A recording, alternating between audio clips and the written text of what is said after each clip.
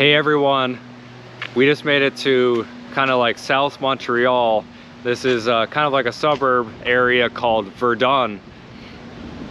And we're here at a psychiatric hospital. This is called the Douglas Psychiatric Facility or Douglas Hospital. But they mainly treat people with psychiatric mental health needs. And somewhere on this property, we believe there's a house where a murder happened. We're gonna get into the story. We're gonna walk around, show you guys the hospital area. So anyway, let's get into it. So John Lipinski Jr. was one of the psychiatric patients at this place called Hickson House.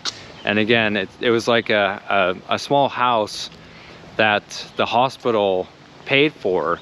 They let past and present patients, if you will, of the hospital to live in this house. Another one of the roommates, his name was George Kasoliulis, and George Kasoliulis was also 37 years old. And on May 26th, 1998, George was, I guess, hearing voices in his head. He said that the devil was talking to him, and the devil told him to kill John Lipinski Jr. And so essentially without warning, George went up to John Lipinski and stabbed him 13 times, killing him right there in the house. Now George went to see a priest pretty much soon after the murder, and he told him what he had just done. George Kasoliulis was arrested and charged with John's murder. Now, George had been suffering mental illnesses for roughly 20 years, ever since he was around 18 years old or so. So obviously his mental state was not so good. It was pretty bad. In 1985, George had actually attempted to murder his janitor. And so obviously George was prone to violence.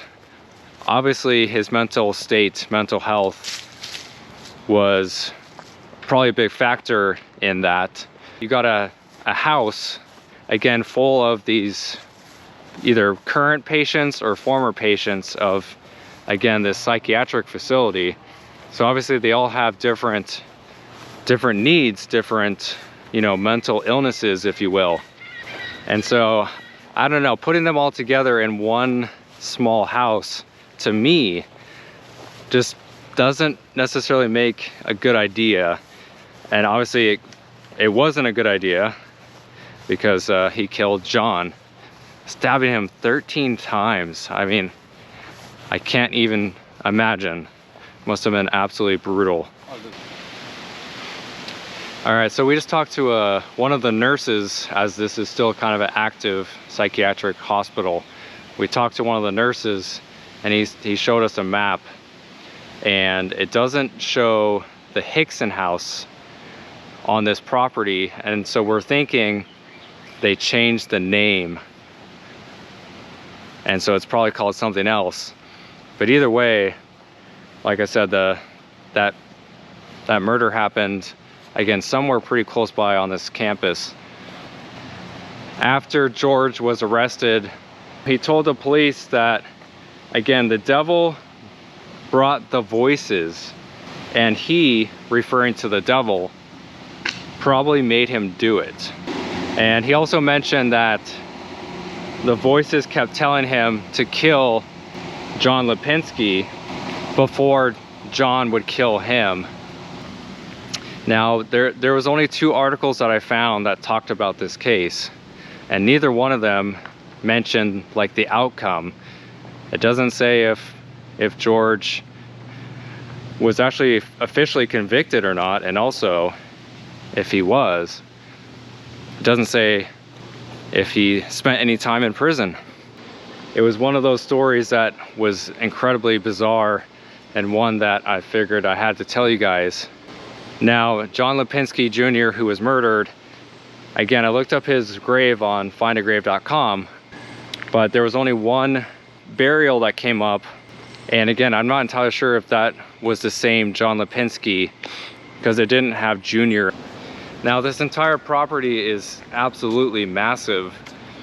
There's got to be 20 to 40 buildings around this whole property for the hospital campus. And there's parts of it that are abandoned, closed down, no longer in use. And so that's kind of part of what we're walking up to right now. This part is all shuttered. Pretty interesting.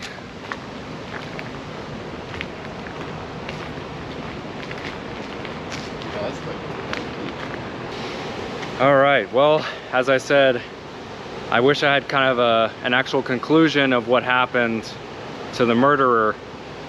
Again, this was 24 years ago that this happened, so I guess he was 37 when he committed the murder, so he would be in his 60s, I guess, if he was still alive. And so it's hard to say what happened, but I just wanted to come here and tell you the story, as it was that bizarre, that interesting. Anyway, me and Dave are gonna head out. Talk to you later.